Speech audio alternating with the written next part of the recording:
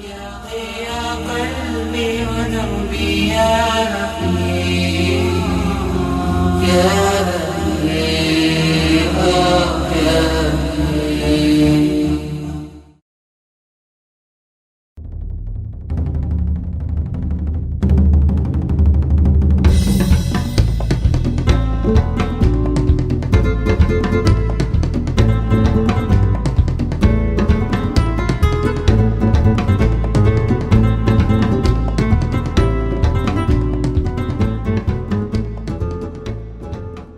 Kader et Fatima, mon épouse, Salam alaikum. on est le responsable de l'ASBL Les Fourmis, les scouts et guides musulmans de Bruxelles. Alors vous êtes donc vous faites partie donc du scoutisme musulman de Bruxelles. Depuis quand existe cette association? En tant qu'association depuis 1996, mais en tant qu'association de fait sans le nom ASBL Les Fourmis depuis 1992, exactement.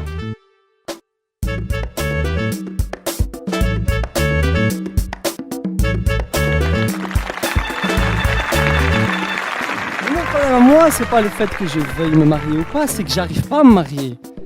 C'est devenu super difficile de se marier aujourd'hui. La Phénicienne, elle a pas de dossier. Même si toi, t'as des casiers remplis de dossiers, t'es marrak, t'es noir, tu dégoûtes tout le monde.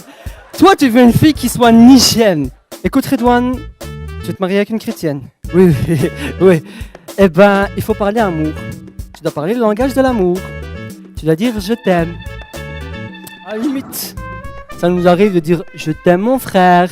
Vous avez organisé ce spectacle pourquoi en fait? On l'a organisé au départ pour être simple, on a des activités, on a besoin d'argent et on sait qu'actuellement la communauté musulmane est demandeuse de ce genre d'activité.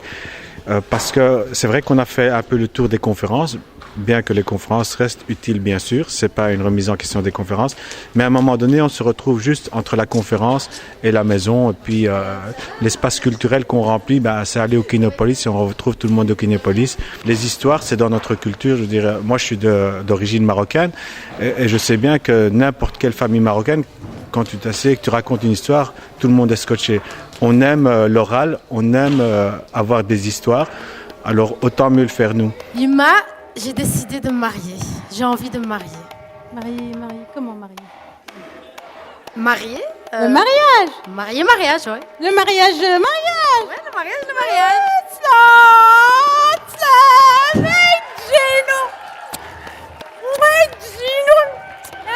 Moi, je suis pas amoureuse de sa mère, je suis amoureuse de quelqu'un d'autre. Un mot quoi?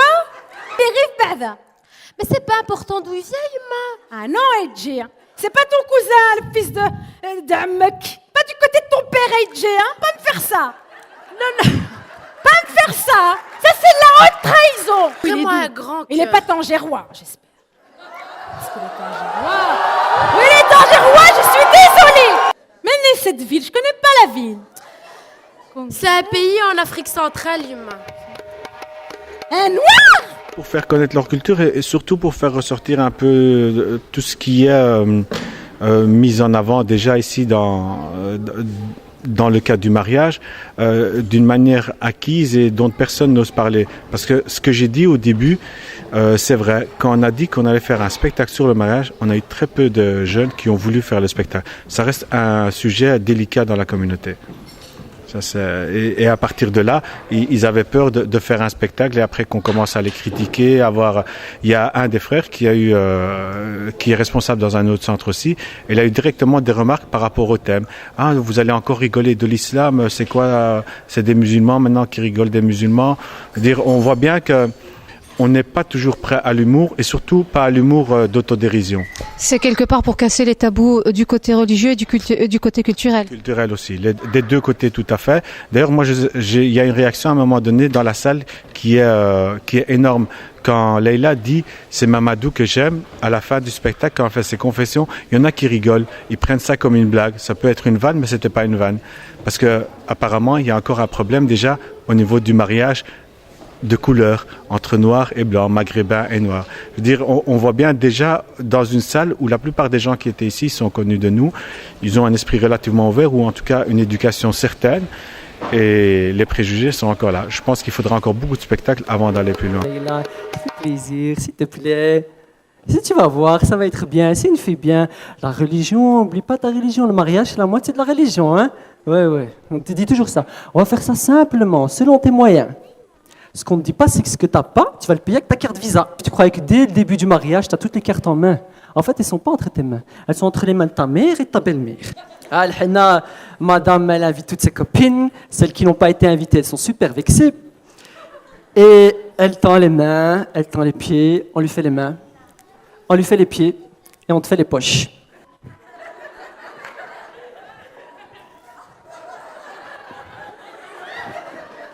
Ouais, c'est ça ton rôle. Le plus important, c'est pas difficile, mais c'est embêtant. C'est ta mère qui a décidé de faire honneur à ta femme. Avec ton argent, évidemment. Mais elle veut faire honneur à ta femme. Il faut faire honneur. Et là, tout ce que ta belle-mère n'a pas osé faire, elle va le faire. Elle va faire le double. Hein? Si ta belle-mère, elle va apporter une voiture, toi, ta mère, elle va ramener une limousine. Si elle a déjà fait la limousine, elle va ramener un carrosse. Si elle a fait le carrosse, elle ramène un hélicoptère. Qu'est-ce qui vous a donné l'idée de lancer cette association et de faire du scoutisme et musulman en plus? C'est une histoire qui date de 91. J'avais rejoint un groupe, je suis animateur de quartier à la base dans ces années-là. Hein. Je ne donnerai pas mon âge, je ne me trahirai pas.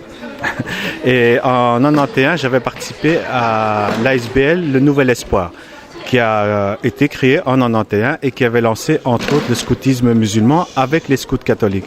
J'avais rejoint l'aventure et 2 ans après, d'abord 1 an après, je me suis marié à ce moment-là avec Fatima et on a continué pratiquement, je n'ai pas laissé le temps en fait d'avoir l'année, la belle année. 2-3 mois après, on a ouvert une unité à Anderlecht et c'était notre première unité qu'on gérait directement et l'aventure a continué même si le Nouvel Espoir malheureusement a dû arrêter à un moment donné. On a continué d'abord sans véritable structure et puis en 96, on a une structure. Le fait que ce soit un scout musulman, qu'est-ce qui le différencie par rapport aux autres unités scouts? Là, ce qui est intéressant, c'est de connaître un peu le scoutisme. Le scoutisme, c'est avant tout une méthode où on travaille avec les jeunes, où on les responsabilise à travers des activités ludiques en général.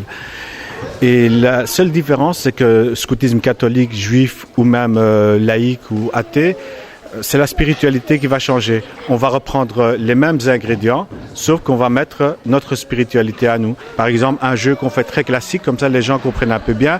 Les enfants vont parcourir un trajet en forêt ou dans un autre endroit, mais disons en forêt, ils vont avoir 5 postes d'arrêt. Et lors de ces 5 postes d'arrêt, par exemple, ils vont découvrir, pour les plus petits, on le fait facilement, les 5 piliers de l'islam. À travers des jeux, chaque fois. On va jamais mettre à un moment donné, on va vraiment leur apprendre. Ils vont venir, ils vont découvrir à travers une activité. Ils vont, par exemple, je sais pas, sauter à la corde et après ils vont gagner cette nouvelle connaissance. Et à travers toutes ces activités-là, on parle de l'islam et les jeunes apprennent l'islam sans devoir s'arrêter et s'asseoir dans une chaise. Ça, c'est le scoutisme d'une manière vraiment très raccourcie. Je suis rentré chez les scouts à l'âge de 6-7 ans et maintenant ça doit faire 11 ans. Ça fait maintenant 10 ans que je viens au scout et voilà. Depuis que je suis née, je suis ici. J'ai appris des choses musulmanes d'abord, des sourates et tout ça. Et puis j'ai appris aussi à me responsabiliser. On découvre un peu la nature au lieu de rester à Bruxelles et tout. On est plus dans le sens nature. Et là, il n'y a pas de TV, il n'y a pas MP3, tu vois. Alors, on est vraiment dans la nature. Ça m'apprend des choses déjà, comme par exemple des sourates ou des hadiths, trucs comme ça. Et ça m'a apporté de l'occupation surtout, parce que quand on est à la maison, on voit toujours les mêmes personnes. Alors que de temps en temps, c'est bien de se retrouver avec des personnes qu'on aime bien se voir et s'amuser, voilà.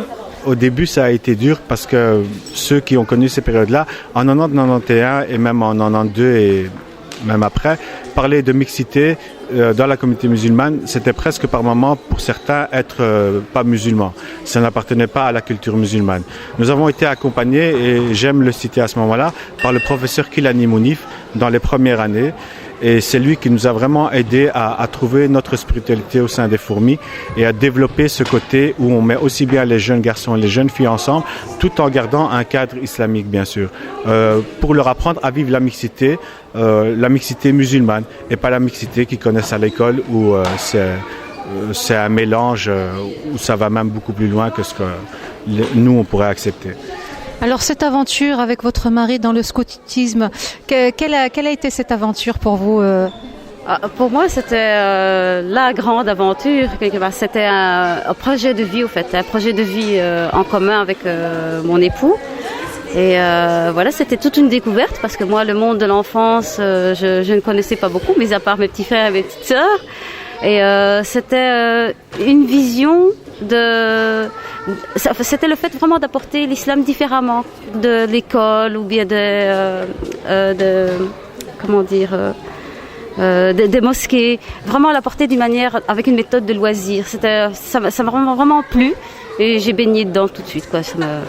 Donc vous avez uni vos forces pour créer cette association. Est-ce que vous avez été subsidié ou soutenu pour pouvoir créer cette association et avancer en étant épanoui ?